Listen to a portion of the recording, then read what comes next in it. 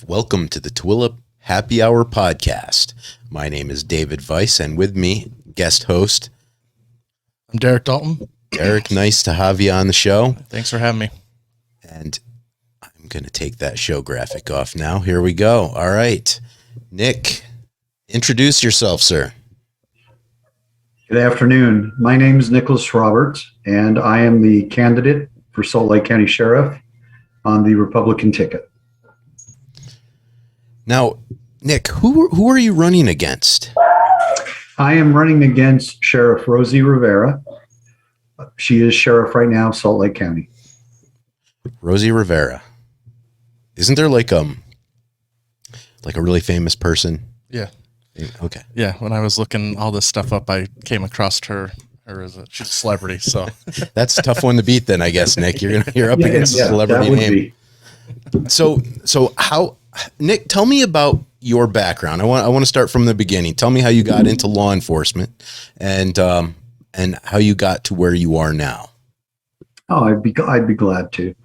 I originally was born back east. I started college and was going to be an NYPD police officer. That was my goal. I had the chance to come to this great state and to this great county in 1977, and I took the opportunity as a Salt Lake City fireman, EMT, and worked out of Station 2 in Salt Lake City on a special cadet program where they trained us to be firemen.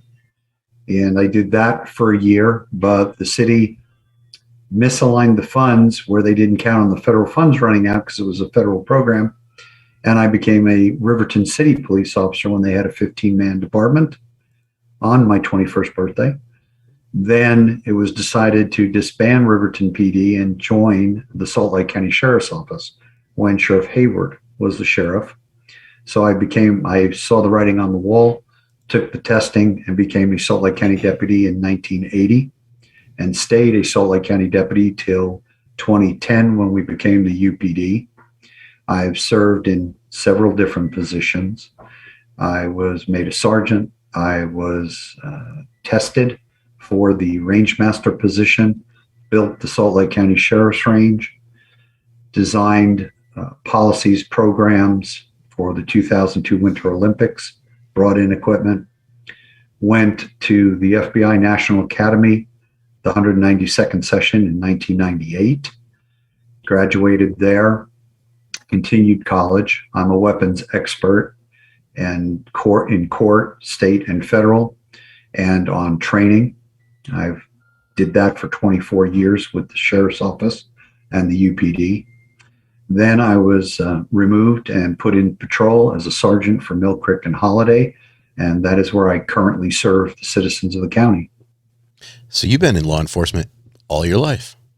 45 years as of August 1st, and part of two federal boards out of Washington for body armor and protective equipment. And then I serve on the American Society of Testing and Materials as the chair for personal protective equipment for police officers and firemen. So have you ever had to put on the bulletproof vest and test out? Luckily, being shot at a couple times, nothing impacted, which is kind of nice. I did have one crease my hair once, which was bad enough, but never had to test my vest. But I have tested thousands of vests with the National Institute of Justice to make sure our men and women are protected. There's a new standard that will be coming out. It'll be called the NIJ 07, and we've worked on that since about 2015. So it's been going on for several years to revamp it.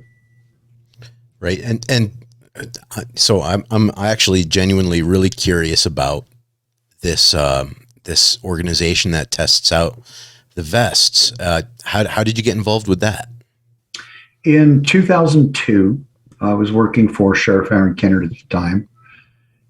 A piece of body armor failed in Forest Hills, Pennsylvania, where a police officer was shot wearing a vest that was 6 months old, and a bullet pierced the vest that it had just been certified to stop. Attorney General John Ashcroft started an investigation. and wanted to know why, because the vest had been certified by the National Institute of Justice. And I have been part of that working group. It's called STC, Special Technical Working Group. Since then, I was put on that board by Sheriff Kennard, the Honorable Senator Orrin Hatch, and the Attorney General. And I'm still there today, making sure that the vests that men and women wear do what they're supposed to do. We designed what was called the NIJ 06 standard, and that is what all body armor meets today. And we've been working on revamping that for the new 07. Now, does that classify body armor into like the 3A categories, or is it Yes, totally? it does. Okay. All right. You have 2A, 2, and 3A. You could get a level 3, then you go higher to level 4, but that is the breakdown of those. Yes. Very cool. I used to have to wear all that stuff in the military, and my gosh, I remember, I think my vest was almost like an inch thick, just having to wear that thing around. It was hard on the back. I can only imagine having to wear that thing for 45 years or even something thinner. It's quite a physical feat. Even today, they do have thinner armor, and the military does do their own testing as well. They cooperate with us and sit on our boards, and they do extra testing that is, to the military, and that is kept under their wraps. But the rest of it falls under the National Institute of Justice, and ASTM has been working and building standards now on shields and other items that will resist bullets. So to help our men and women do their job and go home to see their families at the end of shift. Go for it. So, Eric, you want to ask? So Nick, first off, thanks for your 45 years of service. Exactly. That's awesome. That's amazing. But with that said, 45 years, I mean, why not just retire, enjoy the beaches and the trips, and why not do that instead of do the stress of running for sheriff? What made you decide to do that? The thing that made me do that was watching when the filing was going on and the fact that nobody stepped up. We have some issues today that have been going on and getting worse. And I still love and care about the citizens of Salt Lake County. I wouldn't be doing the job today if I hadn't. And I saw that nobody stepped up to run, and I felt a responsibility. My grandmother would always tell me, if you're going to bitch about something, be willing to do something about it. And I did. I stepped up to the plate, and I am doing this run for sheriff to, in my mind, correct the problems that I've seen and protect the people of this valley, all of them. So you want to run for sheriff against an incumbent who's been there for a little while, correct? That is correct. 5.5 years Sheriff Rivera's been there. Do you have any complaints? I have a few. So let me ask you this, because it's never good to sling mud, but and I won't do that. And you shouldn't. I did sign a document that said, and she is my boss, I owe her that respect, and I will do that. But there are issues that I'm very concerned about that need to be brought up to the public, that I have been, and I've been addressing those issues, and I think that it's time for a change. And when you say change, I mean, can we go into a little bit more detail? What do you have to bring to the table that she isn't already offering, or maybe vice versa? Maybe you want to take something off the table. Well, without getting into super specifics, there have been several issues that I am concerned about. And if you look at the last 5.5 years, the first issue would be the loss of 3 major cities to the Unified Police Department. Sheriff Rivera lost Harriman first, which was a significant growing city. She lost Riverton second, another very large growing city, and it has grown tremendously since I was there 45 years ago. And then we lost Taylorsville City, which was another major blow. Now, does that affect the public? Yes. it does cost more money when you start police departments, and the monies increase, and we have additional police departments in the Valley. I believe right now we're in the high 20s of police departments, and you lose some communication when you do not work together. Some of the departments do, but there has been a loss of communication. And I feel that that's a very important thing that we cannot overlook. And I think that we have not communicated the way we used to with the citizens, all of them of this valley. The Salt Lake County Sheriff's Office, as most people know, went away in 2010, and there are no more deputies in the valley. They did rename the corrections officers and the the PSOs, public service officers of the courts, as deputies, but they have limited police powers when they're on their shift. So the deputies went away from Salt Lake County in 2010. So we have these issues that concern me. I have a concern with the jail. It's a revolving door, and we have people getting back out to reoffend that shouldn't be. So with the two people that are running right now, you have Danielle running for district attorney, and you have myself running for Salt Lake County Sheriff. Things need to change, and we need to work together to protect the citizens of this county. They deserve more. They deserve to have a say. They deserve a right to talk with the sheriff.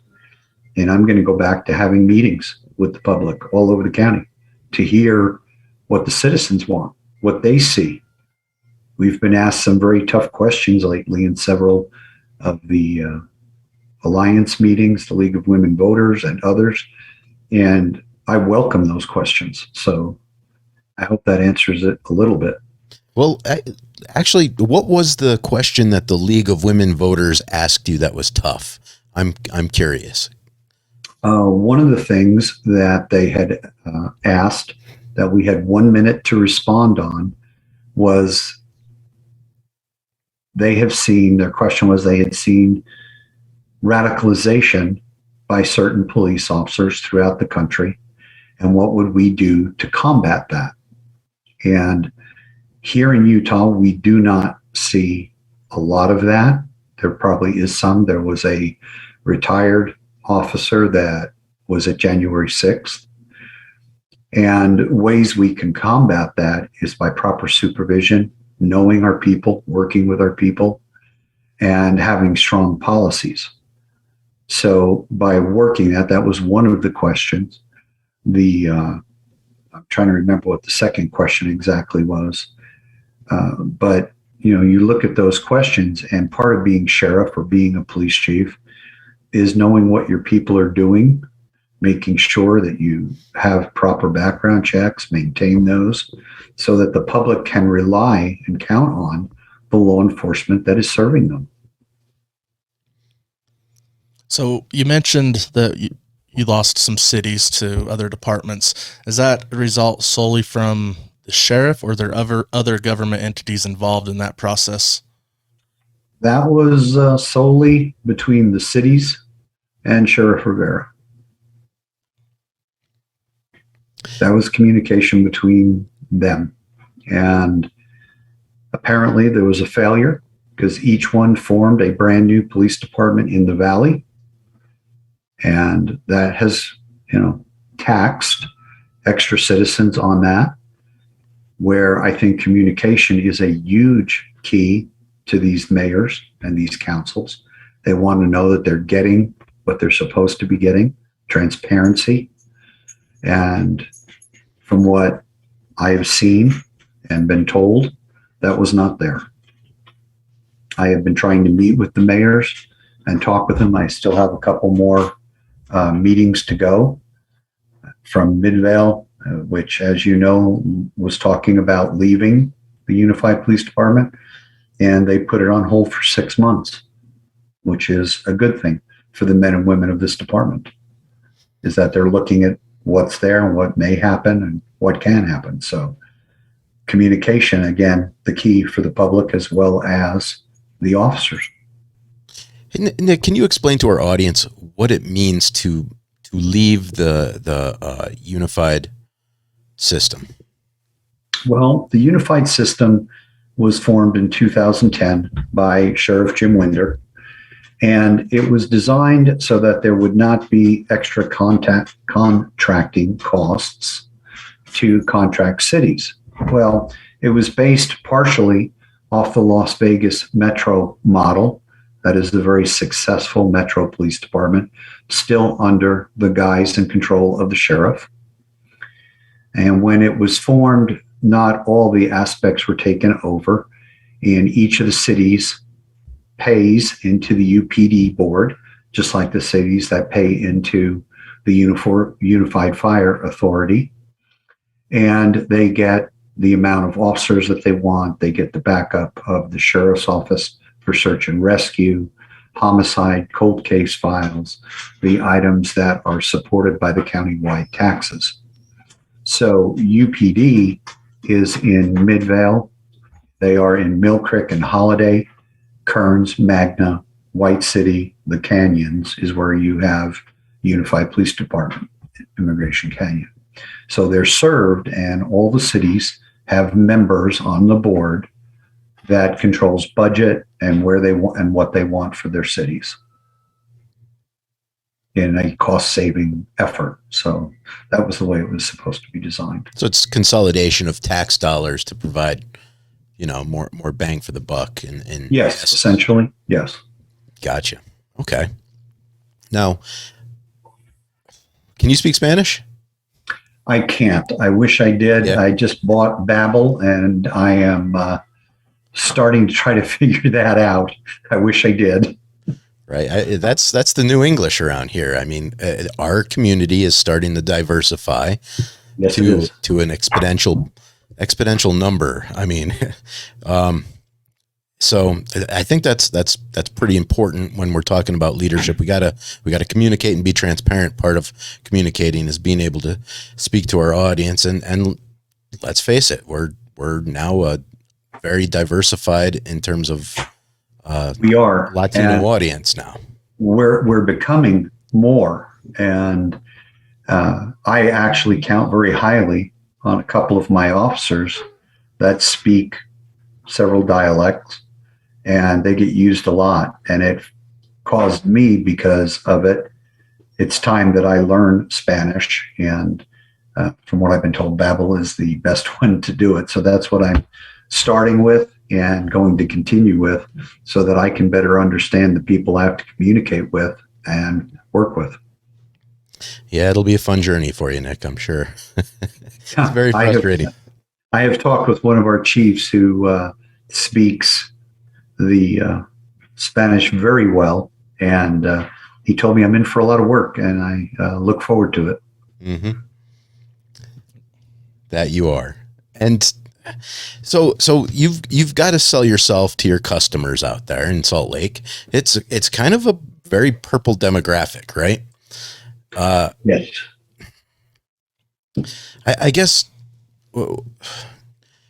when you talk to a crowd, a regular, just generic Salt Lake City crowd, what is your campaign lingo? If you only have quick 30 to 45 seconds to tell them something, how do you try to persuade them to vote for you? One of the things is honesty, being upfront and direct. And that is one of the things I have done my whole career in working with people. And I find if you are to the point and talk with them, address the issues and the questions that they ask, they appreciate that. I don't beat around the bush. I was asked why I wanted to become a politician. And being sheriff is kind of being a politician in some aspects. But I look at it more from a law enforcement standard, that the protection of the people I serve is the most important thing that I do.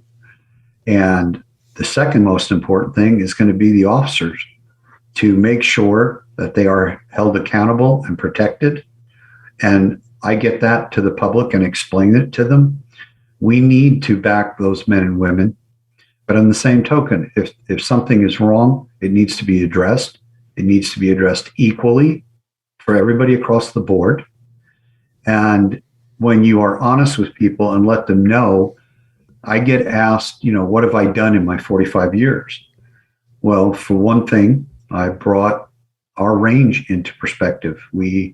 I got 40 acres of land donated to Salt Lake County and built an environmentally safe range that will be there forever. I started the range under Sheriff Aaron Kennard, and we got the land for $1 a year for 25 years. And then within a few years, we were able to get the property donated by the landowner. We're surrounded by U.S. National Forests, so nobody can build around it. And police officers have to have a place to train. That facility is valued over $7 million. Wow. Which saved the taxpayers that money. We never went over budget. And the budget for it was only a few $100,000, and we did it.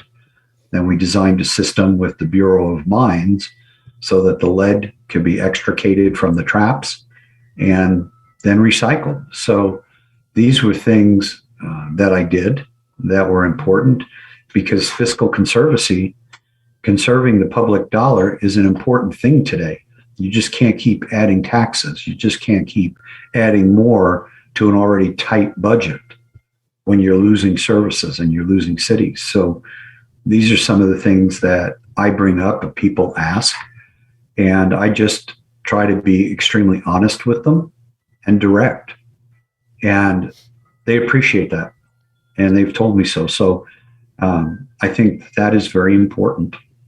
Yeah, that's a huge financial savings. I mean, wow, $7 million worth of range, and it's outside, so they don't have to worry about the toxicity of lead in the air, which is a huge issue in indoor ranges. So yes, if you don't have the cubic feet per minute and the rate flow, you can end up with a lot of different problems that can affect the officers. So it does work. I mean, there are times environmentally outside, Mother Nature doesn't cooperate, and you end up canceling a shoot. But most of the time, the range runs all year, and it's a good facility. I've got some comments going on here, Nick, and let me just read a few of them here. Utah Patriot says, great question on languages, but there are so many other diverse people and languages in Salt Lake City. Look at the Tonga, Samoan, and others. Cannot learn them all. And that's a good point, but most of those other cultures come here with an understanding that, hey, look, I'm going to learn English.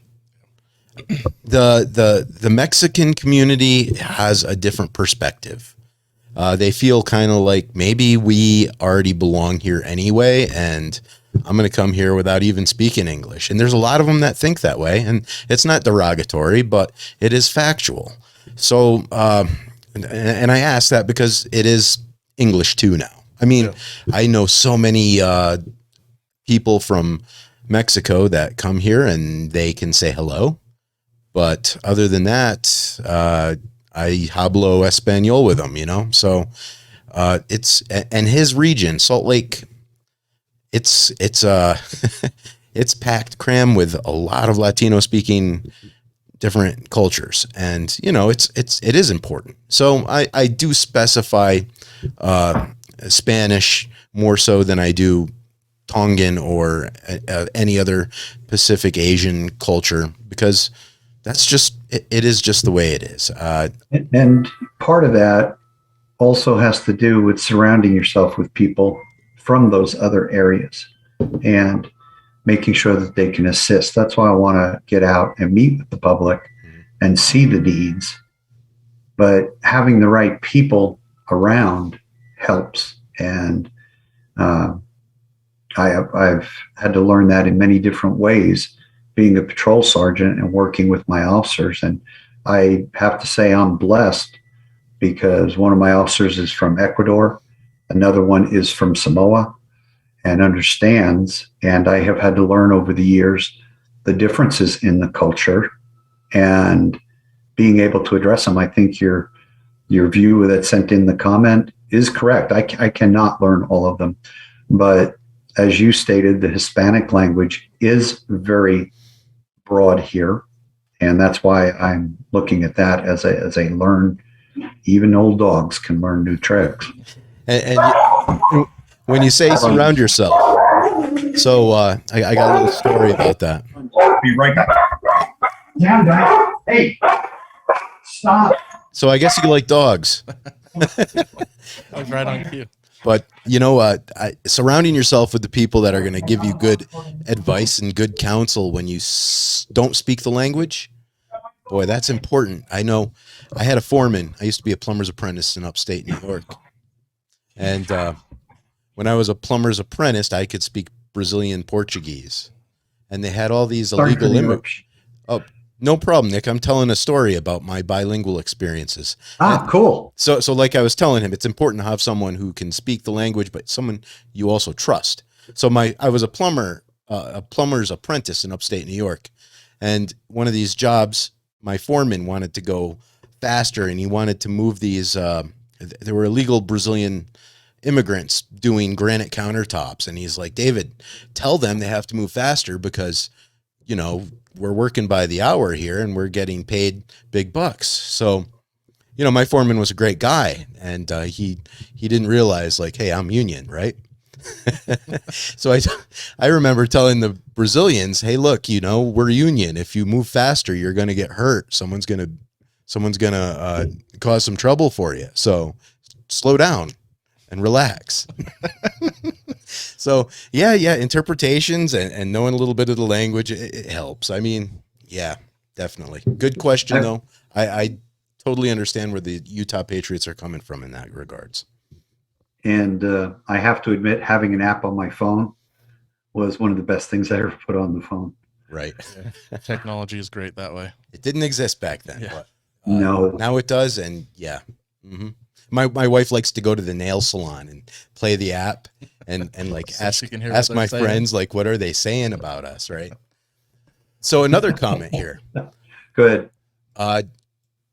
Jared's out there. He says, what's the word with the homeless community serial killer? So here's a case question. I don't know if you can talk about that or not, but that's a big thing right now. There's apparently an issue with homeless people that fly under the radar, that don't really have much in terms of identity in the marketplace and family. Yeah, they're getting slaughtered out there. Do you know anything about that, Nick? I don't, but I can tell you from firsthand experience with the transients, we're getting them all over the county. We have a large issue with it in the Mill Creek area and several in Holiday. And one of the things that they can do as a transient is fly under the radar, as some people like to call it. Officer contact with them is extremely important. And we try to identify, we do everything that we can. And part of that has to do with making sure who we're dealing with. We now have portable fingerprint scanners. If we believe that we're not getting enough correct information that we can't verify, and we have the probable cause, we can run them on the fingerprint scanners and see what comes up with if they've ever been in the system. So officer contact with the transients is an issue, and not all transients are created equal. We have a mental health issue with a lot of them, and the mental health issue has to be addressed with these people. Then you have the crime, staking, the ones, and then drugs. So 3 areas that officers have to make contact with the transients. I do not know of a particular case of murder with one right now, but we have had several that we've identified that did have criminal charges and warrants, and part of it is taking them in and making sure that they get processed and we know who they are to protect the citizens of this county. Handheld fingerprint scanners. What could go wrong? Well, they're connected to our computer, and we run them and see if there's anything there. So So far, I've seen good success with it when we've had to use them.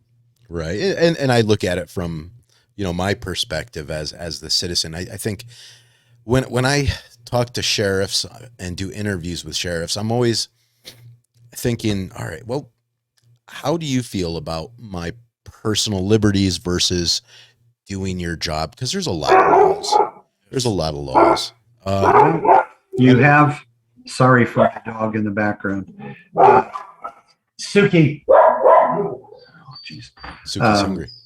Part of that, and you bring up a good point of civil liberties. One of the things that has come up in several of the hometown meetings about me is that I did join the constitutional sheriffs. I also am a member of the FBI National Academy Associates. I'm a very strong Second Amendment supporter. I support the amendments of the Constitution, the freedom of speech, the freedom to gather. They're all there, and we have to protect those rights. And without them, we have anarchy. We have to protect the citizens, and we have to protect your rights. I mean, when you look at when Utah switched from the concealed weapon permit to the open, there were people that kept their concealed weapons permits, which is good because they have 31 or 32 states that they're allowed to carry in from it. But protecting the rights of the citizens is one of the most important jobs of the sheriff that I can think of. And making sure that your civil rights are not trampled on, that they're not disregarded. So this is one of the things that I've brought up and people have asked me about, and I think it's important.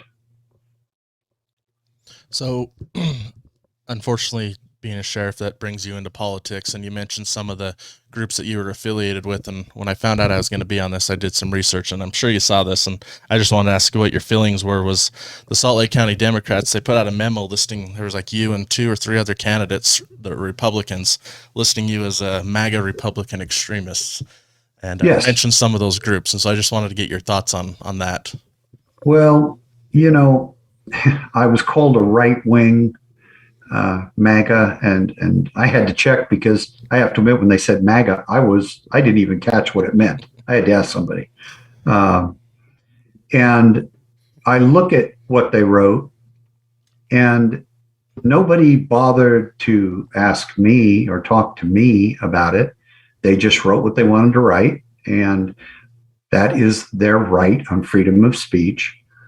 But it would have been nice if somebody had talked to me and asked me, with a 45-year distinguished career, I've earned a Purple Heart, I've earned the Sheriff's Star, Chiefs Awards, and many other awards during my career, Deputy of the Year. I was awarded the James A. Thomas International Award from the American Society of Testing and Materials for leadership. Nobody bothered to ask. They just wrote what they wanted to write, and they picked out the one thing that many people here in Utah were asking me about: the constitutional sheriffs. And the constitutional sheriffs are based off of making sure that the Constitution is protected and the state of Utah's Constitution is protected. And so I look at it that the person is uninformed, did not do their due diligence, did not check about me and what I have done. When you have people that you care about so much that at the end of a shift, you go home and you cry because you've lost a child, or you have a woman that gets cut out of a car, and you stay with her the entire time till she gets transported, or you have a fellow officer that gets killed in the line of duty that you do CPR on. Nobody bothered to ask that about Nick Roberts. They just wrote that I was a MAGA Republican, that I was an extremist. And shame on them. If they want to say that, that is their right. It's freedom of speech. But at least somebody should get the right and correct information of an officer who has served this county for 45 years and made sure that his officers go home at the end of their shift and make sure that the public is protected. So I hope that's a fair response for you. Yeah, I was attacked, and I took it. I figured that's their right, but it would have been nice if they had done the homework. I don't know. Is it an attack or a compliment? Because the dial for extremists has moved to the point where I make extremists blush. I mean, I'm a very freedom orientated person. I like to say I'm freedom orientated. I'm coming out of the closet here. I am freedom orientated. And some people find that extremely offensive. And, you know, those people, maybe they just need to go to some sort of therapy session or something, because I know it's not me. Yeah. It's good to be this way.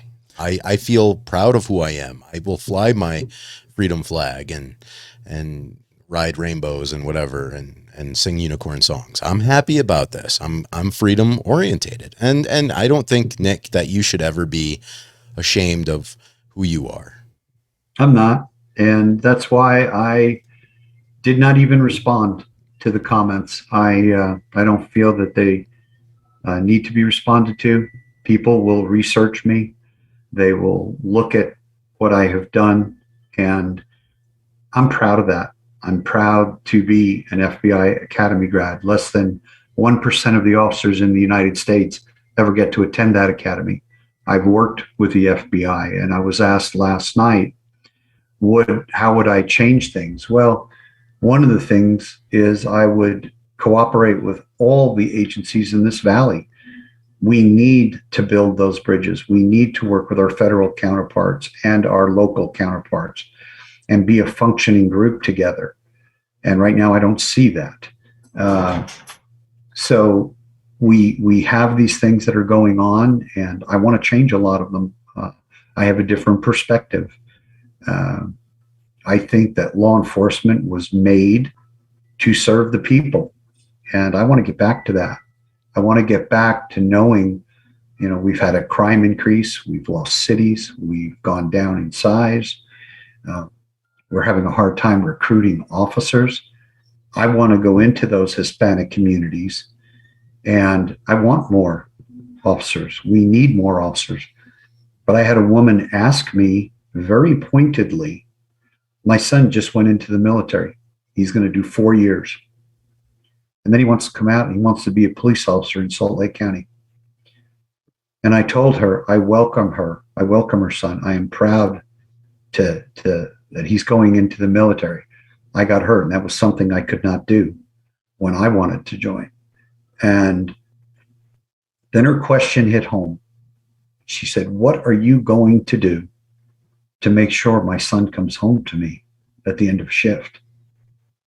And every police officer in this valley, in this state, in this country worries about that. And if you look at the amount of officers killed right now in the country, again this year, we're ahead of last year on officers killed.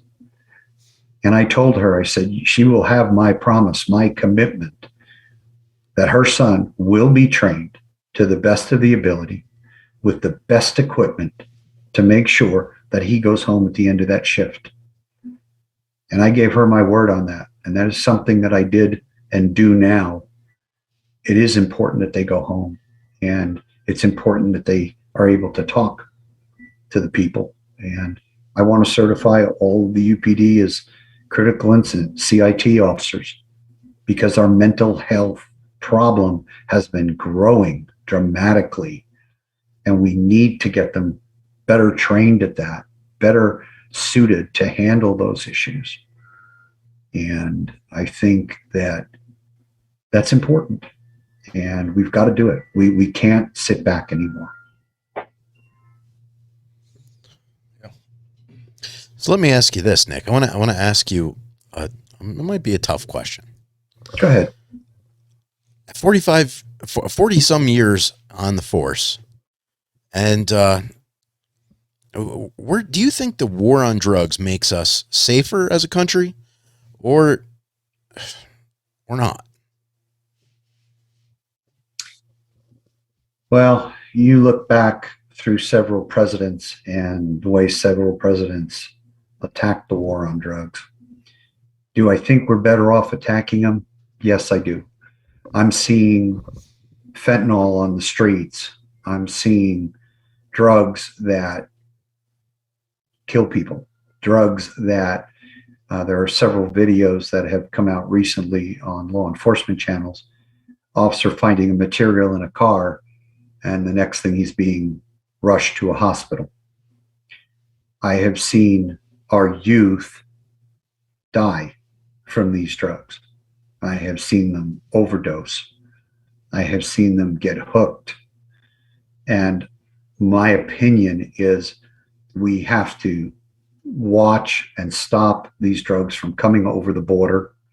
We have to, you hear about all the time, UHP, Utah Highway Patrol, stopping a vehicle and finding 100 pounds of drugs in the trunk, or marijuana. And I have watched marijuana, I've watched meth destroy families.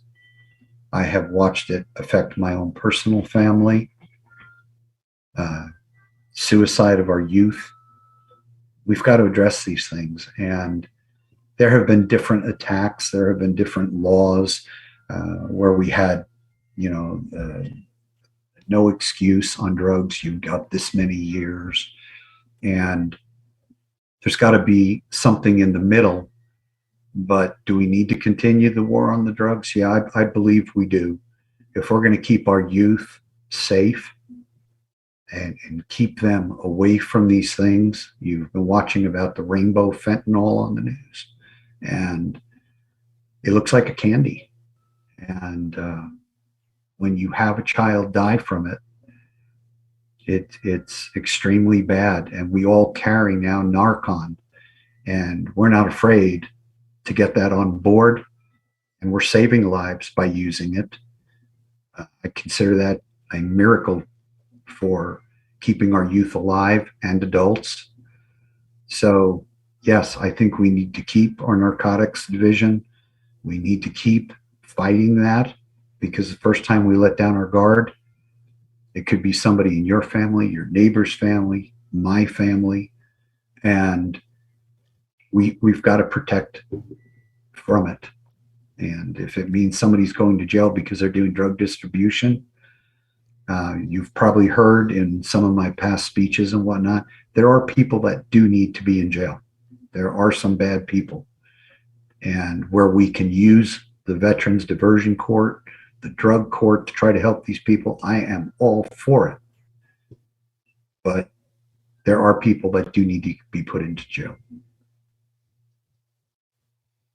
So I think you kind of answered this in there, but what are your thoughts on, a lot of Democratic places are doing this, or decriminalizing marijuana? I got asked that question many times over my career. And, 4 years ago, we had the marijuana initiative for the medical marijuana, and some of the oils to help certain children and to help some of the issues that were occurred, and it was an extract. And I do not have a problem for the medical side of it, but I do see marijuana as and everything that I've seen on the street almost as a precursor. They go into bigger and better things, and we need to watch what we do with that. It is still federally a controlled substance. It's still illegal federally. Several states have approved it for medicinal purposes, for drug purposes, and that needs to be watched and controlled. We do see a lot where if you stop somebody and there's a situation and they pull out a marijuana card and they have 10 times the amount that they're supposed to have, I kind of see that as a problem. So we have to be careful. And there have been a couple of attorney generals that made comments, if I remember correctly, the effect, if I knew now what I should have known then, I'd have never voted to approve it. So we have marijuana that is being used to overindulge. You have these gummy things, and I've seen people, take one or two and nothing happens. They take a few more, and now they're into a drug overdose. And when somebody dies from a drug overdose, it affects the whole family. So I have concerns, and it needs to be watched. The medical of the oils with some of these handicapped kids, it has a place, but we have to be careful. I think it's something we've got to watch. Have you ever been to Amsterdam or Portugal, sir? No, I have not had that privilege. I was lucky enough to go to Israel for 21 days of training, and that was my first out-of-country experience, and it was very eye-opening. I was amazed and honored to be there. I was there as a guest with my chief, Chief Don Strong, who's passed away since. But no, I have not made it to Amsterdam. I would love to talk to law authorities over in those countries who approach drugs differently and ask them, do they have a fentanyl problem? I don't know the answer. I don't know. Our media doesn't really talk about it, what they're doing. I know what they're doing. I know they've legalized a lot of drugs, and I know I've been to Amsterdam and I've walked through the red light district and I saw the marijuana chocolate bar stores and the marijuana jellies and they looked like they had it under control. I could be wrong, but you never hear about the results or the tactics that they're using over there in those countries, and if that is stemming off the fentanyl issues. And I wonder, so arguments have been made that the war on drugs has caused the drugs to become more concentrated. That's one of our comments here. And I don't remember having fentanyl in high school. I remember some kids would smoke marijuana, but I've never seen heroin or fentanyl in high school when I was going to school. And I only saw it in my DARE program. Right? I saw it when I was a teenager back east. And heroin and LSD were huge at that time. And fentanyl is relatively a new drug. I believe the last 8 to 10 years. And I don't know from over there, but one of the questions I would be willing to do is when I went through the National Academy, I had the privilege to go with several officers from Ecuador, from England, and one from Russia, KGB, which was interesting, and ask them. I don't have that problem to ask people because I can't know everything, and I'm not afraid to ask when I don't know something. And that's part of one of the things that I'm going to try to do is look at this objectively.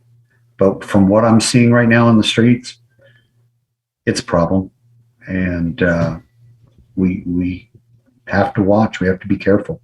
Yeah, and from our perspective as Americans, we see what drugs are doing to us.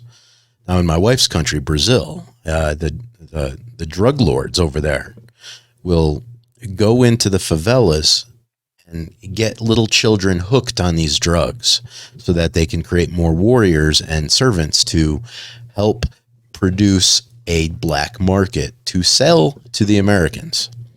And the only thing I really have to even maybe give comparisons to would be what I learned in history class as the Prohibition era.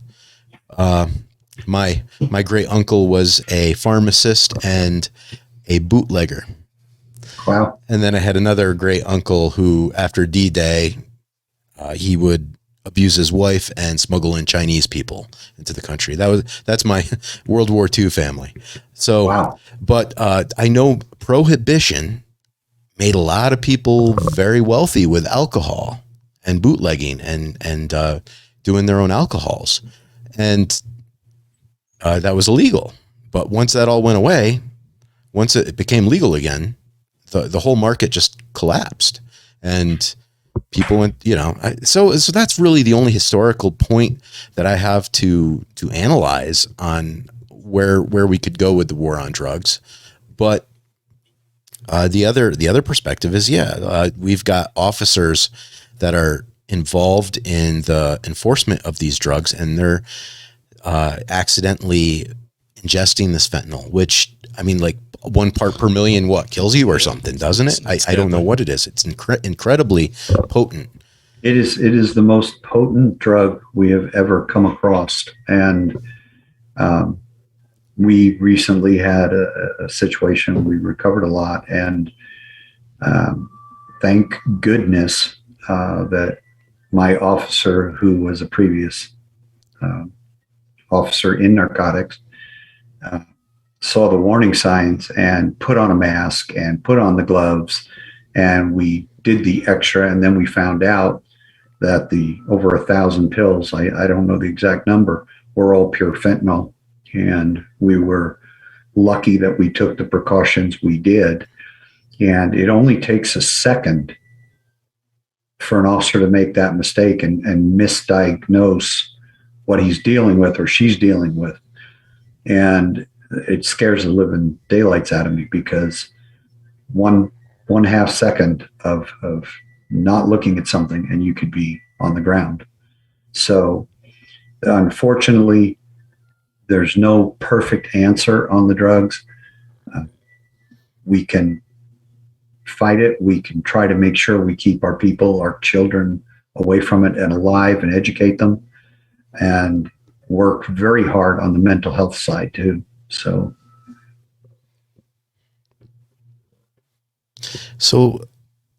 drugs. I recently watched Donald Trump, and I don't know if I agree with this or not. I think I don't agree with it. I'm not a big death penalty fan, but he said we should execute drug dealers. Where do you stand on that yourself, Nick? You mean on the death penalty? Well, with drug dealers. Drug dealers take a lot of lives, but it doesn't, unless they're charged with the homicide. We have laws that we enforce, and to go out and execute a drug dealer, if it doesn't meet our standards and our codes, no, you can't. We have laws to protect people. We have laws that protect even criminals. And that is the way our system is based. And you have to raise to that level. And if you look at and you can get a direct correlation, yes, they could be put up for the death penalty, but it has to go through the system. You can't, our country is not based to just go out and execute people. The Constitution is not based that way. And you have to protect even the rights of a criminal. If we go the other way, we're no different than some of the other countries in the world that would just go out and execute you. So I hope I answered your question. I would not agree without having the documentation and going through the court system and showing the direct correlation. You just can't go out and execute somebody. Yeah, I imagine, you could probably, if Donald Trump passed a law like that, I don't know, McDonald's kills people too. What are you going to do? Execute the clown? It's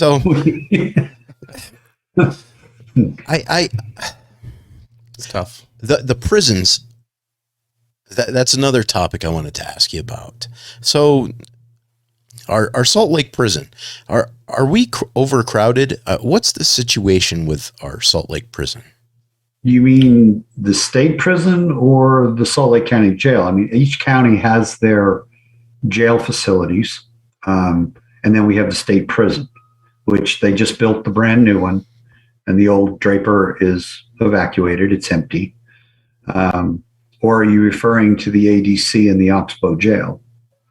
See, I wasn't aware of that one, but I guess you could give us a situation report on the whole Utah Salt Lake system if you know what's going on, because I know a lot of one of my concerns is we're putting people in jail for things, and then me as a taxpayer, I have to pay for them. So if you go away for a long, long time for a crime, I have to pay for that as a taxpayer. So I'm just kind of curious on, are we overcrowded? Do we have lots of rooms available? Do we have rehabilitation? I'm curious about the prison system from your perspective, I suppose you could say, Nick. Well, my perspective is, during COVID, the prison and the Salt Lake County Jail did early releases to try to cut down the populations to make it so that COVID couldn't spread. It was the theory. And they kicked a lot of people out and let them back on the street. Some under watch with bans, so that for tracking under parole. Some just released. And in some of those cases, they reoffended. They went back, and crime has increased dramatically in Salt Lake County over the last 5.5 years. And it's scary to me. I made the statement earlier, there are some people that need to be in jail. Your violent criminals, your situations with domestic violence. And right now, one of my arguments has been that the jail has been a revolving door where we book somebody on a crime and they're back out in just a few hours. And they can reoffend, or they can go back after the person that they were offending with. We have protective orders in place to help protect domestic violence. Well, it's a piece of paper that gives us the threat to arrest. We can rearrest on that if the person goes there. But unfortunately, it's not a physical barrier. It's not a way to stop the person from going back after the person that was originally offended against. So we need to make sure that the system is working, that we are putting people under bail or bonds, or that the judge's orders are being enforced on no bail warrants. And like you said, we all pay for that. All of us, we pay taxes to make sure that we have these programs to help stop the reoffending, to help protect the people that deserve the protection that we're trying to give them to make sure they're safe. So it's a double-edged sword. If we don't incarcerate and they reoffend, and you've seen it case after case, including murder, you can look at the case with the lieutenant governor's cousin. She was killed, and the individual killed himself. You can look at the case on the gentleman that was released that committed murder and then fled to Hawaii and had to be found and picked up there and brought back to Salt Lake. There's a very fine line that we have to address as a society and be willing to protect the rights of the people, but at the same token, make sure that those that need to be are incarcerated and if we can rehabilitate, get them into programs. But it's double-edged. You're not going to get both. So we have to, I think, look at it logically, scientifically, and say, here's what we've got. This is what's going on. This is what the person did. Let the courts do their part and get them the education. Does the prison have an education program to get them high school diplomas and even degrees so that they're a better person to society? Yes. Do we have programs at the Salt Lake County Jail to try to assist? Yes. But where do we draw the line? And that's a hard question. There's no simple answer. You're just not going to be black and white. There's a lot of gray.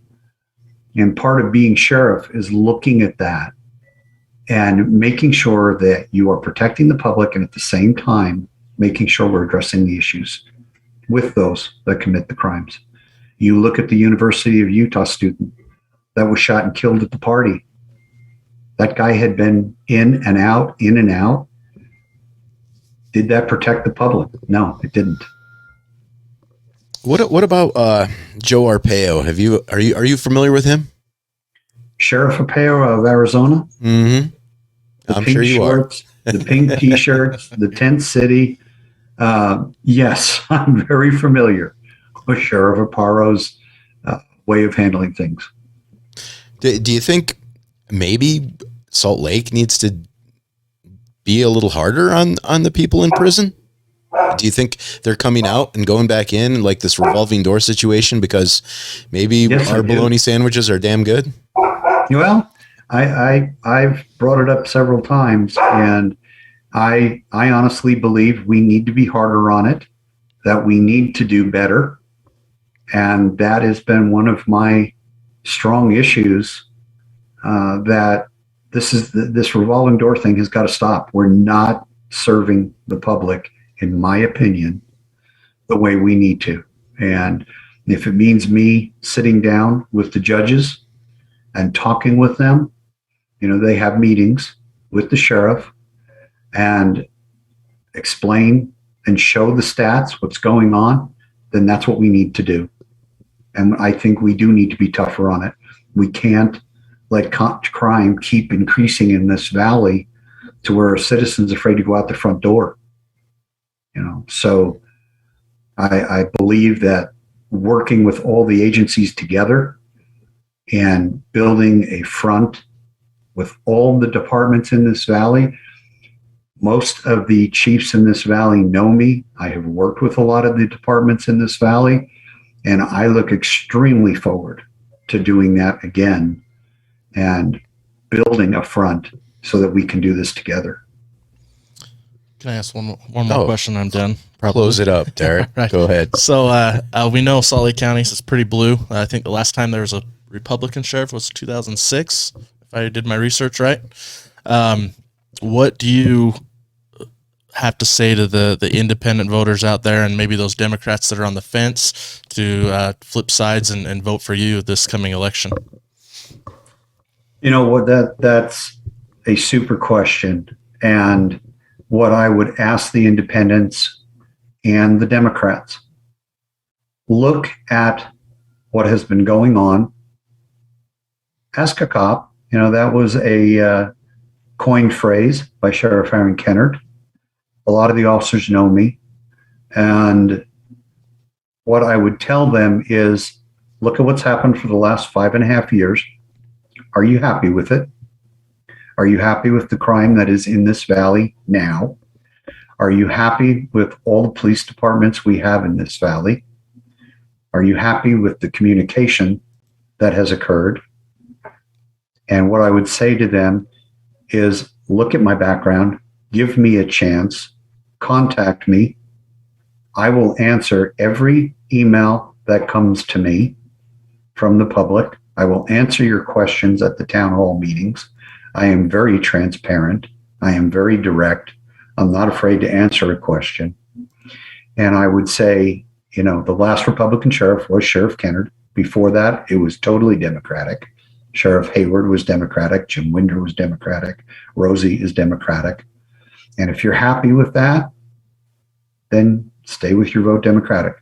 If you're not happy with that, give me a chance. Give me the next 4 years to change and bring Salt Lake County back to what it was and protect the people and stand up for the people. And I'm not afraid to take criticism. I mean, I've had my time. I was a very direct range master. I would raise my voice when needed, but I never had anybody injured, and I made sure that they were trained to go home. We brought in the 300-degree simulator, and we trained. But we lost Mike Welker, and we lost Doug Barney. Those were two good officers. They were my friends. We had John Ritchie shot during the Doug Barney shooting. And I will stand up for the officers, that they will be treated equally and fairly. And I will stand up for every citizen of this county, So I would tell the Democrats and the independents, contact me. I will answer your questions. I will be there, and I will be fair and equal across the board. We've had you on for an hour. That went by pretty quick, didn't it? Wow. I'm actually, I didn't even notice until you just said that. It's kind of scary. Flies by when you're having fun, doesn't it? So what do you think of the podcast format, Nick? Was it a pretty comfortable interview? Have you had worse? It actually was very comfortable. Seeing you guys sitting there and watching as people sent you in questions is, I think, very invigorating. It is good that I'm getting out there to people and talking to people. And I hope they understand that I'm sincere, and I thank both of you for doing this. I could not do this full time. I don't know how you do it. I'll take being a sheriff. I'll take going on a domestic or on a. It's a fair trade, man. Because I could not do your job. For some reason, it's different. When you're in the military, you're overseas. You're not. I don't know. It's just different when you're having to deal with your own people, your own citizens, versus just deploying into some other country with some culture you'll probably never have a connection to again. It's different because you have to come home and deal with this stuff day in, day out. Whatever action you commit here, it's going to stay with you. You only get one George Floyd before your life is ruined in America as a cop. As a soldier, it can be a little bit more explosive, but it also has a little bit more forgiveness when you come home. Well, I would tell your listeners that trust us here. We do care. One bad apple doesn't spoil the whole bunch, and we address those issues. I'm proud to say that. You have very good men and women here that are counting on their citizens. I get citizens that come up to me every day and thank me for what we do. And I thank them for standing up and saying, we want it reorganized. We don't want you defunded, but we want more. We want you to be more transparent, more direct with us. And that's something we can't replace. And only you'll find that in the United States of America. You'll find it under the Constitution. You find it under each state's constitution. And when we forget that, and we forget the heading of the Constitution, in God we trust, in one another, men and women together, that's what makes the US of A. And I'm very honored to take on this run. I thank the people that are listening, and I thank the people that have been supporting me. I don't have thousands of dollars coming in. I don't have companies giving me donations.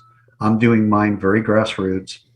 I have 3 people that are helping me and officers that are helping me. And I thank them. I thank the people of this county for standing up and saying they want to change, from Rose Park to Draper, from the Cove to Copperton. And I thank them. I thank you guys. Well, Nick, thanks for coming on. I'm glad you came on and you wanted to talk to our audience. Even though we're in Tooele, we still have a little bit of influence in Salt Lake, and I hope it helps you out. I believe it's healthy to switch up your leadership every once in a while. 5 years is a long time. Yep. And I'll even say that about good leaders. I mean, I maybe I regret it now, but I mean, I didn't vote for Orrin Hatch. I also didn't vote for Mitt Romney, though. However, and I just wish you luck, Nick. You sound like a great guy. And I want to say thank you to our listeners out there that stayed with us and asked questions. It was a very productive interview, and I hope there's something that you can take away from this and utilize in future interviews and communication with your what's the word I'm looking for? Not clientele.